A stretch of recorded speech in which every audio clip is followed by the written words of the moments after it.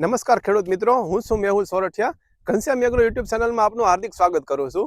હવે આપણે 6-7 દિવસ પહેલા જે વિડીયો મૂક્યો હતો એના માધ્યમથી આજે ફરી પાછા આવ્યા છીએ એના એજ ફિલ્ડ પર કે કેવા રિઝલ્ટ રહ્યા તે આપણે આગલા વિડીયોમાં કીધું હતું કે ચકાસણી કરવા માટે આવશું. તો ફરી પાછા આપણે એજ ફિલ્ડ પર આવ્યા છીએ.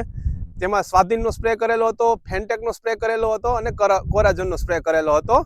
એ હવે હું તમને વિડીયોના માધ્યમથી બતાવીશ કે કેવા રિઝલ્ટ રહ્યા. જ્યારે ઈળના એટેક હતા, મગફળી પીળી પડતી હતી અને આપણે મગફળીમાં 30 દિવસ થઈ ચૂક્યા હતા, એટલે કોઈ પણ પીજીઆરની જરૂર હતી, એટલા માટે કોરોમંડલનું ફેન્ટેકનો યુઝ કરેલો હતો.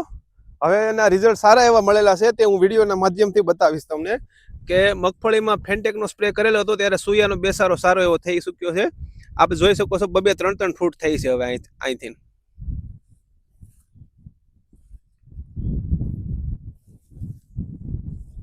આપણે નેક્સ્ટ રાઉન્ડમાં એટલે કે આપણે બીજા રાઉન્ડમાં આપણે હવે નવો આપણે 45 દિવસની મગફળી થઈ ગઈ છે અને હવે આપણે ઘણા ખેડૂત મિત્રોને 90-95 દિવસ કે 100 દિવસની મગફળી થાય ત્યારે ટપકા છે, ગેરું છે, એનો બહુ ઉપદ્રવ હોય.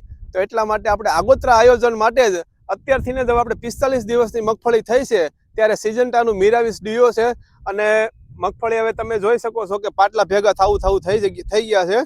અને એટલા માટે આપણે સ્ટર્લિંગનું ગેજેટનો ઉપયોગ કરશું, જેનાથી આપણે શું થાય છે, સૂયાની બેઠક છે એના કરતાં વધુ સારી થાય. એટલા માટે આપણે સ્ટર્લિંગનું ગેજેટનો ઉપયોગ કરશું, સિજન્ટાના મિરાઇસનો ઉપયોગ કરશું. અને ઘણા બધા ખેડૂત મિત્રોની એવી હવે ફરિયાદ છે 4-5 દિવસ થયા કે વાતાવરણ ભેજવાળું છે, તડકો છે, એટલા માટે મોલો મચ્છીનો એટેક છે.